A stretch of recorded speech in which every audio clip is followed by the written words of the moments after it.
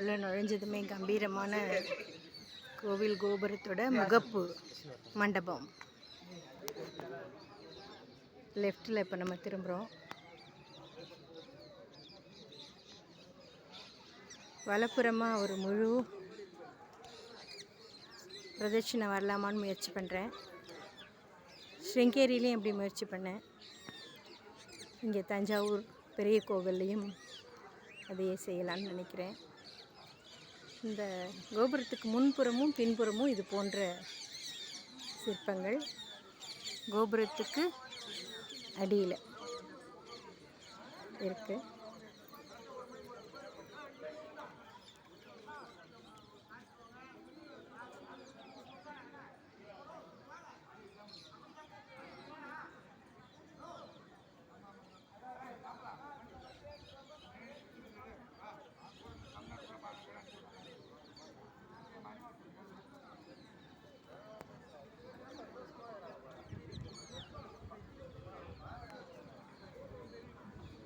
இந்த முகப்பு மண்டபத்தில் தான் நந்தி இருக்குது. பெரிய நந்தி. இங்கே தான் பிரதோஷ வழிபாடுகள்லாம் சிறப்பாக செய்யப்படும். இந்த நந்திக்கு தான்.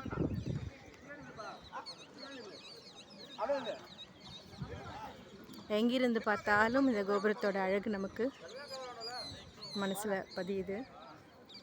ஏழு நாயெல்லாம் படுத்து கிடக்கு. பார்க்காம மிதிச்சேன்னா அவ்வளோதான்.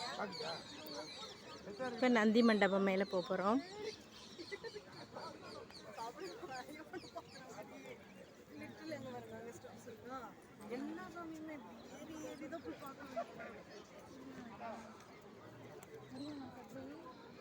நந்தி மண்டபம் கிட்ட வந்துட்டோம்.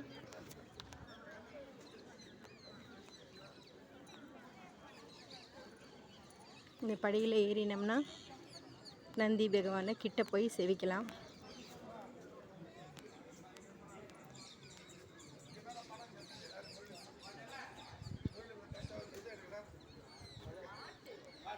சிவலிங்கத்துக்கு ஏற்ற கருவறை, அவருக்கு ஏற்ற நந்தியம் பெருமாள்.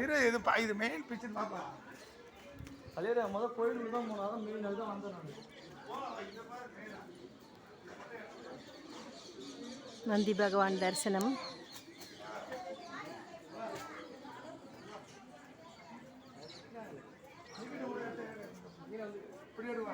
நந்தி பகவான் கிட்ட வேண்டிக்கிறதெல்லாம் நிறைவேறும்னு சொல்லுவாங்க.